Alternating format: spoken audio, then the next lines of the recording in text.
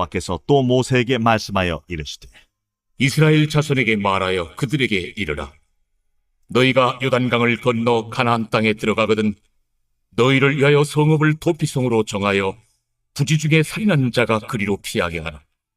이는 너희가 복수할 자에게서 도피하는 성을 삼아 살인자가 회중 앞에 서서 판결을 받기까지 죽지 않게 하기 위함이니라. 너희가 줄 성읍 중에 6을 도피성이 되게 하되 세 성읍은 요단 이쪽에 두고 세 성읍은 가나안 땅에 두어 도피성이 되게 하라. 이 6성읍은 이스라엘 자손과 타국인과 이스라엘 중에 거류하는 자의 도피성이 되리니 부지 중에 살인한 모든 자가 그리로 도피할 수 있으리라. 만일 철연장으로 사람을 쳐 죽이면 그는 살인자니 그 살인자를 반드시 죽일 것이요. 만일 사람을 죽일 만한 돌을 손에 들고 사람을 쳐 죽이면 이는 살인한 자니 그 살인자는 반드시 죽일 것이요. 만일 사람을 죽일 만한 나무 연장을 손에 들고 사람을 쳐 죽이면 그는 살인한 자니 그 살인자는 반드시 죽일 것이니라. 피를 보복하는 자는 그 살인한 자를 자신이 죽일 것이니 그를 만나면 죽일 것이요.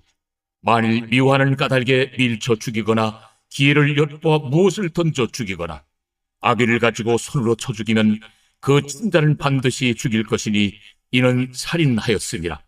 피를 보복하는 자는 살인자를 만나면 죽일 것이니. 하나님은 이스라엘이 약속의 땅에 정착해 살 때 의도치 않게 살인을 범한 자를 긍휼로 보호하고 공정한 재판을 통해 생명을 보존할 수 있도록 도피성 제도를 명시하고 있습니다. 이 하나님은 이 제도를 통해서 생명의 존엄성과 공의로운 공동체 질서를 유지하려는 분명한 의도를 나타내시는데요. 우선 죄인에게 피할 길을 내어주라 명하고 계십니다. 하나님은 가나안 땅에 들어간 후에 도피성 제도를 마련할 것을 명령하셨죠. 실수로 사람을 죽인 자가 억울하게 죽임당하지 않도록 그를 보호할 성읍을 준비하라는 것입니다. 도피성은 죄인이 죽음의 위기에서 안전하게 보호받고 공정한 재판을 기다리는 은혜와 공의의 장소입니다. 현대를 살아가는 우리에게도 하나님이 세우신 도피성의 정신이 필요합니다. 우리는 실수한 자나 죄를 범한 자를 쉽게 정죄하고 배척하기 쉽습니다.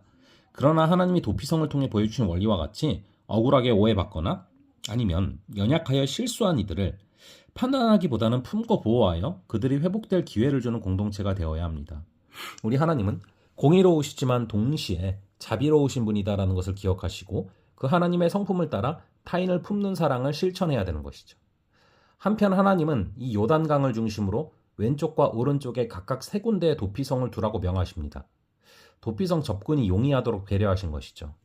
또한 이스라엘 자손과 타국인과 이스라엘 중에 거류하는 자의 도피성이 되리니라는 말씀처럼 이스라엘 민족뿐만 아니라 이방인에게도 동등한 기회와 보호를 제공하십니다. 하나님의 은혜는 어떤 차별이나 경계도 없이 모든 사람에게 열려 있는 것이죠. 우리도 하나님의 긍휼을 실천해서 국적과 인종, 사회적 지위나 경제적 배경과 관계없이 모두가 공평하게 보호받고 도움받는 공동체를 만들어가야 할 줄로 믿습니다. 이어서 마음을 지키고 생명을 보호하라는 것입니다. 본문은 이어서 악의를 품고 의도적으로 사람 생명을 빼앗는 행위를 매우 엄격하게 처벌하도록 명하십니다.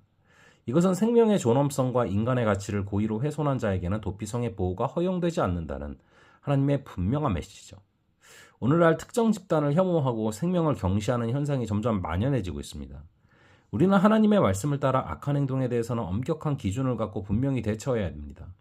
생명의 소중함을 잊지 않고 악의적 범죄에 대해서 강력한 사회적 법적 경계를 세워나갈 책임이 우리에게 있는 것이죠. 하나님의 심판 기준은 행위뿐만 아니라 마음의 동기까지 포함하는 것입니다. 고의살인의 핵심은 행위가 아니라 악의와 원한에 있습니다. 오늘날 우리의 삶에서도 마음에 숨겨진 악의와 원한이 결국 파괴적 행동으로 연결되는 것을 종종 봅니다. 사적 제재나 보복의 욕망이 사람들 사이에 차오르고 있는 것을 보게 되죠. 따라서 우리는 마음 깊은 곳에 분노와 원망, 악의가 자리 잡거나 자라지 않도록 지속적으로 자신을 살피고 다스려야 될 줄로 믿습니다. 마음의 악을 철저히 경계하며 하나님이 귀하게 여기시는 생명을 존중하고 지키는 것이 우리 삶에서 가장 우선적 가치가 되어야 할 줄로 믿습니다. 오늘 본문은 실수한 자를 긍휼로 품고 보호하는 공동체의 덕목과 함께 고의적으로 범한 악을 구별하고 엄격히 다루라는 이중의 메시지를 우리에게 전하고 있습니다. 하나님이 공의의 또 긍휼의 또 하나님이셔서 이 균형을 이루는 건강한 사회를 세우기 위해서 우리는 은혜로 타인을 용납하면서도 악을 묵인하지 말고 분별력 있게 행동해야 될 책임이 있는 것이죠. 이 말씀을 마음에 새기고 공동체와 가정 속에서 은혜와 진리, 긍휼과 공의가 균형 있게 공존하는 삶을 살아가게 될 줄로 믿습니다. 잠시 기도하겠습니다. 아버지 하나님, 오늘 도피성을 통하여서 죄인에게 피할 길을 내어주시는 아버지의 긍휼과 또 마음을 지키고 생명을 보호하라 명하신 하나님의 그 심령을 깨닫게 하시니 감사합니다. 아버지 하나님, 우리가 실수한 자를 긍휼로 품고 보호하는 공동체가 되게 하시고 또 고의적으로 범한 악을 구별하고 엄격히 다루라는 이중의 메시지를 마음속에 잊지 않고 새기게 하여 주셔서 공의와 긍휼이 균형을 이루는 건강한 사회를 이루어가는 우리가 되게 하여 주시옵소서. 감사드리고 이 모든 말씀을 주 예수 그리스도의 이름으로 기도합니다. 아멘. 그럼 또 다음번에 뵙도록 하겠습니다.